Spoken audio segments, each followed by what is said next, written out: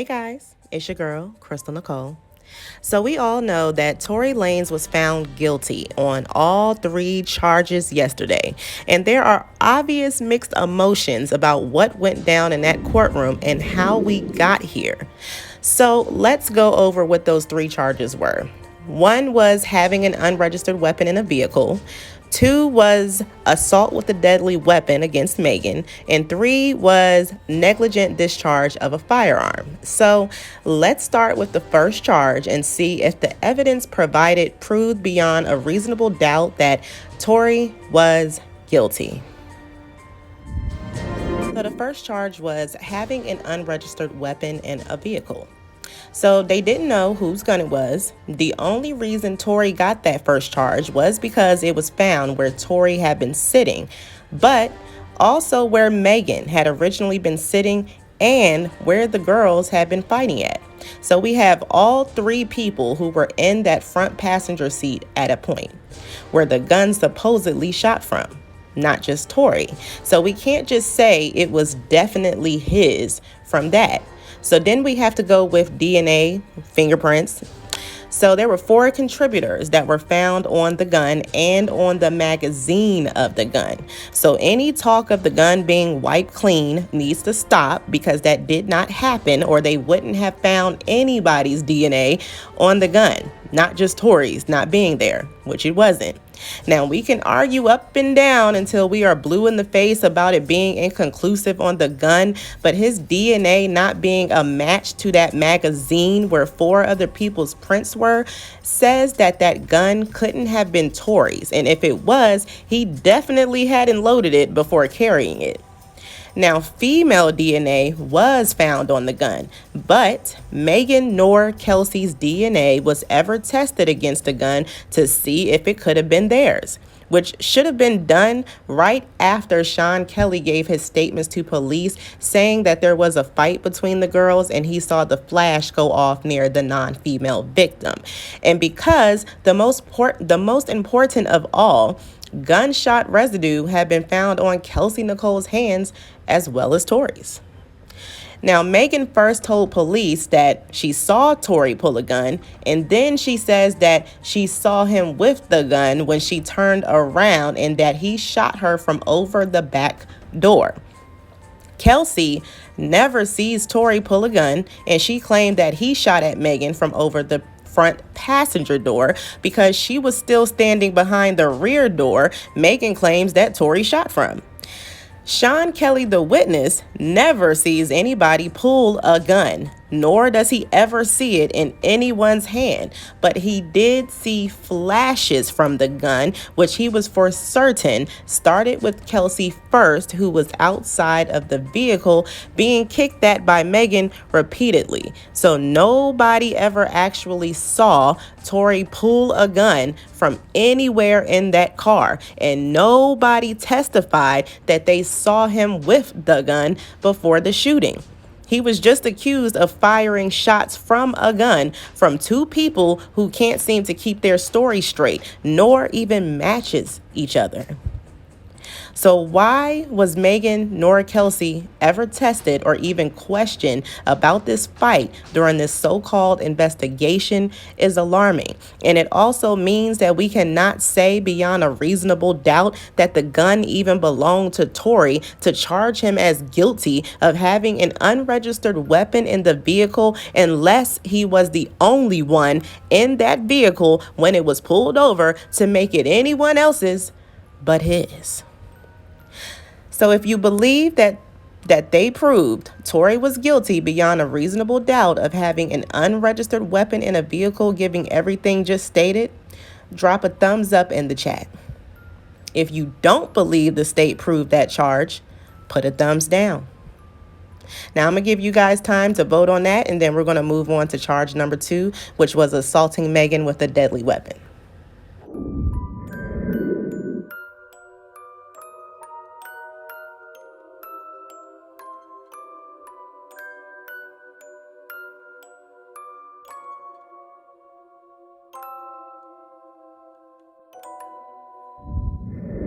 So in order to go over charge number 2, we have to go back over the stories that Megan gave, Kelsey gave, and Sean Kelly gave. So Megan's story was that they were all arguing in the car.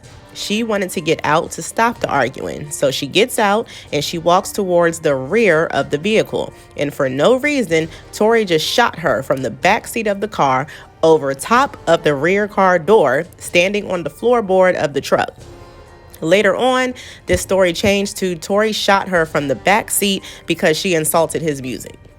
Now, Kelsey claimed that they did all get to arguing in the car and that Tory was the one who wanted both of them to get the fuck out his car. So he made Quan pull over so that they could do so. Megan got out and walked towards the front of the vehicle. Kelsey got out and her and Megan bumped into each other, even though they hadn't passed each other at all, as she was still standing behind the rear door when Tory started shooting Megan from the front seat of the car over top of the front passenger door. Now, Sean Kelly stated that he woke up to arguing outside his window. He goes to the balcony and sees Kelsey come from the rear to the front and begin fighting Megan. Quan got out to stop the fight and violently separated the two girls. Megan goes back to the car. Kelsey follows, where he sees Megan continuously kicking at Kelsey, and then he saw a flash come from the non-female victim, which was Megan. Tory then comes from the back seat while shots were being fired, and he tries to stop Kelsey from shooting. The witness says he saw flashes all in the air, then Megan crawled out the car and into an adjacent driveway. He then sees what he believes was two males, or all three, beating up on the female, and he thought they were trying to kill her. But all they did was pick her up and threw her in the car after Quan said that the police were coming and they fled the scene. Now, are any of those stories the same? Yes or no? Okay. If Megan and Kelsey's story do not match each other to the point that they don't even have Tory in the same spot doing the shooting, and both denied this fight that Sean Kelly, the witness, saw, what part of either Megan and Kelsey's story proved beyond a shadow of a doubt that Tory definitely assaulted Megan the way that she claimed? Whose story did they go with? And which one did they ignore to come to the conclusion that Tory definitely shot Megan the way she claimed to have assaulted her with a deadly weapon? Now, Kelsey's interview with prosecutors wasn't even evidence. So what she said didn't count towards any evidence to prove Tory did this, since she took it all back and said that it wasn't true. She invoked her Fifth Amendment and had to be given immunity just to speak. So now we only have what Megan and Sean Kelsey said happened, which, no matter how you slice that, it makes Megan's entire testimony of what occurred that night a complete lie, as it does not match Sean Kelly's version of events at all, just like it doesn't match Kelsey's. So we are back to the same question. What part of Sean and Megan's testimony made jurors believe Tory assaulted Megan with a deadly weapon? Sean mentioning that a fight that both Kelsey and Megan denied, and seeing a flash come from Kelsey first, makes automatic reasonable doubt that Tory shot Megan the way she claimed. And if Tory didn't shoot Megan the way she claimed, they couldn't have been believing Megan's testimony to make this charge. And if they used Sean's testimony about seeing flashes near Tory after Kelsey and he got out to try and stop her, how exactly did Tory assault Megan in any capacity, let alone with a deadly weapon, when the only person assaulting Megan at the time was Kelsey? So if you believe that the state proved beyond a reasonable doubt that Tory assaulted Megan with a deadly weapon the way that she claimed, put a thumbs up. If not, thumbs down. If you don't believe he assaulted her the way she claimed, but still believe he shot her, you do realize that that still makes Megan a liar outside of anything about her sex life, correct? So make sure that you're still holding her accountable for not telling you the whole truth and nothing but the truth about what happened this night, and accept the fact that people have every right to not believe her and believe in Tory, since she brought that on herself by not being honest out the gate. And stop trying to gaslight people into having sympathy for her or even apologizing to her for not believing her when she brought that on herself. We are not responsible for what came out of Megan's mouth.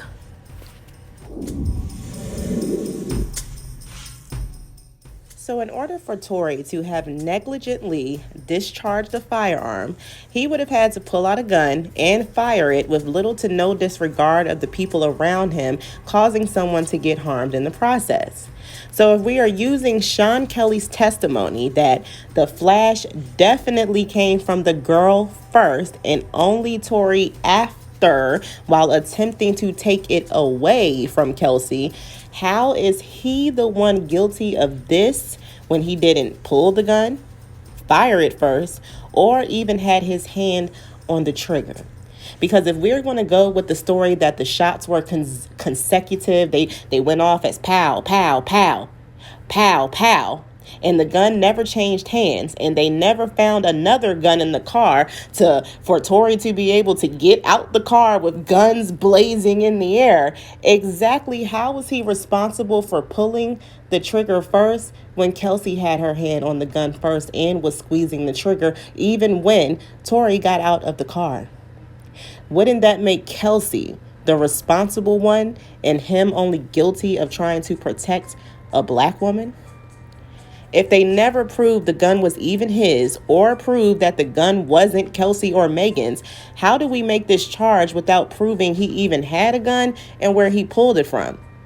If we are using Sean Kelly's testimony that he was firing everywhere in the air after Kelsey, how did they know who definitely shot Megan if Sean Kelly testified that both the flashes came from both Tory and Kelsey, but that it definitely came from Kelsey first, who was fighting Megan? Who had a better motive at the time to be shooting at Megan negligently? The one sitting in the car doing nothing? Or the one violently attacking her so-called best friend because she just found out she was sleeping with a guy that she had hooked her up with first? So with that said, do you think the state proved beyond a reasonable doubt that Tory negligently discharged a firearm and intentionally assaulted Megan with that firearm? Or do you believe the defense presented enough to make Kelsey responsible for negligently discharging a firearm and assaulting Megan with that firearm? Leave Kelsey or Tory below for this one.